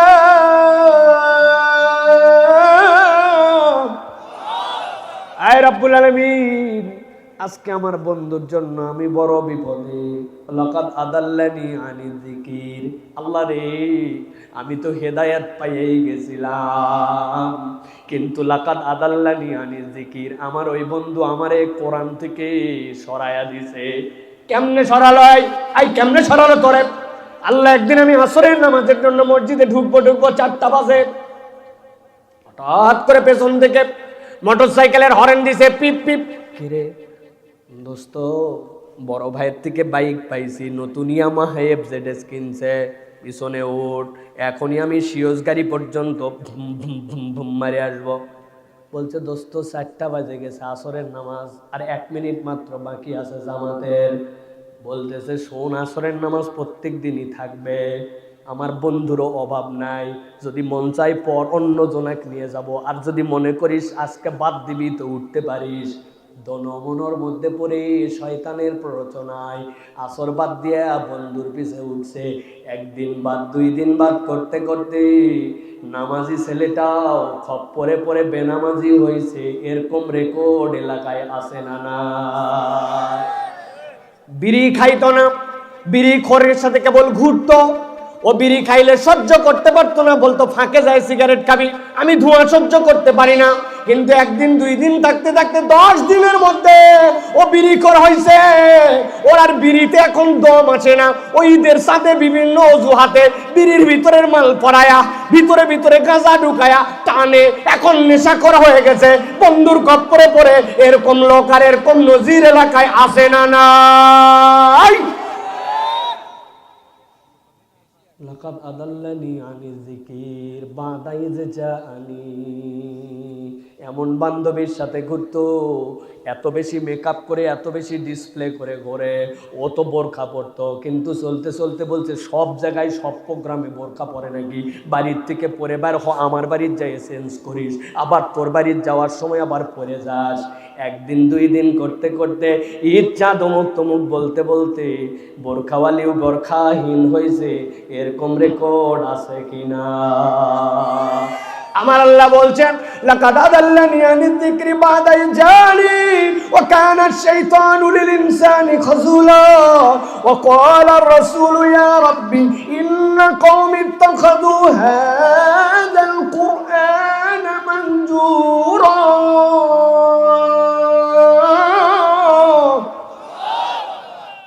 আল্লাহ বলছেন নবী ওই দিন আমার সামনে হাজির হয়ে যাবেন, এত অল্পতেই আল্লাহদেরকে ছেড়ে দেওয়া হবে না। না, আল্লাহ আমার বিচার আছে। ইন্না কওমি ইত্তাখাযু হাযাল কুরআনা মাহজুরা। ওদের কাছে শত শতবার কোরআন বলা হয়েছে, মাহফিলের পরে মাহফিল হয়েছে, লাখ লাখ টাকা খরচ করে আয়োজন করছে। ওরা ওয়াজ শোনার আগেও যা ছিল, ওয়াজ শোনার পরেও তাই। আল্লাহ আমি নবী বিচার দিলাম। আল্লাহ বলছেন ইন্না কওমি ইত্তাখাযু হাযাল কুরআনা মাহজুরা। ওরা এই কোরআনকে খেল তামাশার আইটেম মনে করছিল। নবী যদি ওই দিন বিচার দেয়, ও তরুণ ও যুবক বলো বাঁচার উপায় থাকবে ভাই? তাহলে তুমি কেমনে খারাপ বন্ধুর সাথে ঘরো, কেমনে তোমার আলোচনার সাবজেক্ট বিয়ের আগে মহিলা হয়, কেমনে তুমি অন্যায় চোখ দিয়ে দেখো, কেমনে তুমি গান শুনে শুনে তোমার কানকে পচায় ফেলো, কেমনে তুমি মসজিদ ছাড়া অন্য জায়গায় যাও, কেমনে তুমি আল্লাহর পক্ষে স্লোগান তুলতে পারো না, অমুক তমুকের পিছে কেমনে তুমি ঘোরো। অমুক ভাইয়ের চরিত্র ফুলের মতো পবিত্র, বিগত 40 দিন ফজরের নামাজ পড়েনি জামাতে এক ওয়াক্ত। ও তোমার কেমনে লিডার হয়? ওর পিছে তুমি কেমনে ছোট? তোমার তো একটা ব্যক্তিত্ব থাকার কথা। তুমি নামাজি একটা ছেলে, মুসলমান একটা ছেলে, ওরকম বেকল ফাসেকের পিছে তুমি করো কেমনে? কেমনে তোমার লিডার আল্লাহকে আইন পছন্দ করে না, আল্লাহর পক্ষে কথা বলতে পারে না, তুমি কেমনে তারে লিডার বানাও? ঠিক কি না? বুঝ খাটায়। আল্লাহ বলতেছেন ওরা বলবে ইয়া লাইতানি কুনতু মাহুম ফাফুজা ফাওজান আযীমা। আমরা যদি আজকে নবীওয়ালাদের সাথে হইতাম সফল হয়ে যেতাম। প্রিয় ভাইয়েরা, তাহলে আমাদের কথা সংক্ষেপ, আলোচনা অনেক অনেক বড় আলোচনা, কিন্তু এত আলোচনার দরকার নাই। 4টা স্টেজের কথা আপনাদের কাছে বলছি, 3টা বলবো বলে 4টা বলে ফেলছি। প্রিয় ভাইয়েরা, সেটি হচ্ছে যে আমার বন্ধু নির্বাচনে সতর্ক হতে হবে। এমন লোকের সাথে মিশেন, বসলেই গীবত, বসলেই বাজে কথা, তার কাছে বসলে জীবনে ইমানের কোনো তাসাল্লি হয় না। ও বসলেই খালি পুষ্টি করে যে তোর আবাদ কেমন হলো, ক্ষেত কেমন হলো, টাকা কেমন হলো, পয়সা কেমন হলো, কেমনে কি করবে, এর বাইরে কোনো তার আলোচনা নাই। ইমান কি হলো, ইসলাম কি হলো, কয়টা সূরা মুখস্থ হলো, তুই কি ইমানের পথে আগাচ্ছিস কিনা, কোনো আলোচনাও নেই, সাবজেক্টও নেই। কথা বলেন। তাহলে আমাদেরকে এই বন্ধু নির্বাচনে আমাদেরকে সতর্ক হতে হবে। প্রিয় ভাইয়েরা, এরপরের পয়েন্টে বলেছি যে আল্লাহ রাব্বুল আলামিনের রাসূলের সুন্নতের ইতাআত করতে হবে, জালেম হওয়া যাবে না। যাই হই আমি যেন হিসাব আকলের কাছে বরাবর করে চলাফেরা করি। 3 নম্বর বলেছি আমল আমাকে আল্লাহর সামনে করে নিয়ে যেতে হবে। 4 নম্বর বলেছি ঈমান রাখতে হবে আয়াতের উপরে, আল্লাহর প্রতি বিশ্বাস করতে হবে। আর একটা বলেছি আল্লাহর আয়াত বুঝি আর না বুঝি আল্লাহর আয়াত অনুযায়ী মেনে নিয়ে আমার জীবন চালাতে হবে। রাজি আছে ইনশাআল্লাহ? আল্লাহ আমাদের সকলকে যেন এই কথাগুলি শুনে আমল করার তৌফিক দান করেন। আল্লাহ আমাদের আশা বসাকে যেন কবুল করে নেন। আজকের এই চমৎকার পরিবেশ, চমৎকার আয়োজন, বগুড়ার শহরতলিতে রাত 12টা পার হয়ে যাওয়ার পরে মানুষ নড়ে না সরে না, কোরআন শোনে। এর দ্বারা বোঝা যায় যে কোরআনের কথা হলে দিলে আমাদের সত্যি ভালো লাগে, ঠিক কি না? আল্লাহ যেন আমাদের সকলকে কোরআন দিয়ে জীবন চলার তৌফিক দান করেন। আজকের আয়োজনকে যেন আল্লাহ কবুল করে নেন। যারা খরচ করলেন, যারা সহযোগিতা করলেন, যারা বিভিন্ন পর্যায়ে দান খয়রাত করছেন, কবুল করেন। মৃত আবু মতলব জয়দার, তার জন্য দোয়া চাওয়া হয়েছে। তিনি এই প্রতিষ্ঠানের জন্য 2000 টাকা শরিক হয়েছেন। আপনারা অনেকে শরিক হয়েছেন, সকলের নাম বলাও হয় নাই, মারহাবাও দেওয়া হয় নাই, কিন্তু আল্লাহর কাছে যেন আমাদের নামগুলো উঠে যায়। আল্লাহ সকলকে যেন কবুল করে নেন, বলেন আল্লাহুম্মা আমিন, আল্লাহুম্মা আমিন। اللهم ربنا ظلمنا أنفسنا وإن لم تغفر لنا وترحمنا لنكونن من الخاسرين اللهم ربنا اغفر لنا ولإخواننا الذين سبقونا بالإيمان ولا تجعل في قلوبنا غلا للذين آمنوا ربنا إنك رؤوف رحيم। দয়াময় মেহেরবান মাহবুব আল্লাহ, তুমি তোমার রহমতের নজর দিয়ে দেখো, উপরে ঠান্ডা নিচে স্যাঁতস্যাঁতা, তোমার বান্দারা কোরআন শোনার জন্য দীর্ঘ সময় বসে থাকলো। এইটাকে কবুল ইবাদত হিসেবে লিখে নিয়ে আমাদের জীবনের গুনাহ খাতা মুছে দাও আল্লাহ, আমাদের জীবনের গুনাহ খাতা মুছে দাও। তোমার বান্দারা বিনয়ের সাথে তোমার দিকে হাত তুলছে আল্লাহ, তুমি আমাদেরকে গুনাহ খাতা গুলা মুছে দাও আল্লাহ। এখানে যারা আমিন বলে হাত তুলছে, জানি না কার আব্বা নাই, কার আম্মাকে কবরে নামাই দিছি, শীত না পড়তেই চাদর গায়ে দিছি, কানে মাফলার, কিন্তু আম্মারে কবরে নামানোর পরে কত শীত গেল, আব্বারে কবরে নামানোর পরে কত গরম গেল। আল্লাহ, যেই মা জীবনে রানটা মুখে তুলে নেয় নাই মুরগির, আল্লাহ যেই আব্বা জীবনে পাতে কলিজা যাওয়ার পরে আমার মুখে তুলে দিছে, যেই আব্বা জীবনে আল্লাহ 5-6টা ঈদ পার করছে পুরাতন জামায়, আমাদেরকে নতুন জামা ছাড়া ঈদগাহে নেয় নাই আল্লাহ, ওই আব্বা আম্মা যাদের কবরে আল্লাহ দয়া করে মেহেরবানি করে তাদেরকে মাফ করে দাও আল্লাহ। আমাদের আব্বা আম্মা যাদের হায়াতে আছে তাদের নেক হায়াত দারাজ করে দাও। রব্বির হামহুমা কামা রব্বায়ানি সগীরা। আল্লাহ, কার যেন সন্তান হারা, কার যেন শ্বশুর হারা, শাশুড়ি হারা, কার যেন আল্লাহ ভাই হারা, কার যেন বোন হারা, কার যেন স্বামী হারা। আল্লাহ, আমার মায়েরা হাত তুলেছে আল্লাহ, তাদের আল্লাহ বুক ফেটে যায়, মুখ দিয়ে কথা বলে না। স্বামীর বাড়ি আসার পরে খবর পাইছে আব্বা নাই, আম্মা মারা গেছে, শেষ দেখাও দেখতে পারে নাই। আল্লাহ, যারা চোখের পানি ফেলে বাপ মায়ের জন্য দোয়া করে আল্লাহ তাদেরকে তুমি মাফ করে দাও আল্লাহ। আল্লাহ, আমাদের হালাল রুজিতে বরকত দিয়ে দাও, যে যে পেশায় আছে পেশার মধ্যে বরকত দিয়ে দাও। খাস করে আল্লাহ, এই ভাইদের মধ্যে কার কি হাজত আছে আমি জানি না, এই মুহূর্তে আল্লাহ যে যার পেরেশানি নিয়ে তোমার কাছে ফরিয়াদ দিচ্ছে, দয়া করে কবুল করে না আল্লাহ। খেতে খামারে বরকত দাও, শরীরে সুস্থতা দাও আল্লাহ। এই প্রোগ্রামের জন্য যারা সহযোগিতা করছে উত্তম জাযা খায়ের দান করে দাও। এই মসজিদের যাবতীয় হাজত মান্নতকে তুমি পূরণ করে দাও আল্লাহ। তাকায় দেখে বুঝছি অনেক আলেম ওলামা নিচে গুপ্তি মেরে বসে আছে আল্লাহ। হাফেজ কারি আলেম মাওলানা ইমাম মুয়াজ্জিন আল্লাহ, তাদের ইজ্জতকে তুমি বুলন্দ করে দাও। তালেব ইলমদেরকে জেহনে যাকাওয়াত দিয়ে আল্লাহ আলেমে রব্বানি হক্কানি হিসেবে কবুল করে নাও। ব্যবসায়ীদের ব্যবসায় বরকত দাও। সমাজের দায়িত্বশীলদেরকে আল্লাহ আমানতদারির সাথে দায়িত্ব পালন করার মতো তৌফিক দিয়ে দাও আল্লাহ। আমার কলিজার টুকরা ভাই আব্দুর রহিম ভাই সহ আল্লাহ, আল্লাহ আমার মিডিয়ার যে ভাইয়েরা পাগলের মতো ছুটে আছে আল্লাহ, এদের আল্লাহ দয়া করে পরিবারের মধ্যে বরকত দিয়ে দাও, রাস্তার নিরাপত্তা দিয়ে দাও, কোরআনের বার্তাটা ছড়ায় দেওয়ার ওসিলাকারী হিসেবে তাদের গুনাহ খাতা মাফ করে দাও। এদেরকে পাক্কা ইমানদার নামাজি হওয়ার মতো যোগ্যতা বাড়ায় দাও। আল্লাহুম্মা আলাইকা তাওয়াক্কালনা ওয়া ইলাইকা আনাবনা ওয়া ইলাইকাল মাসির।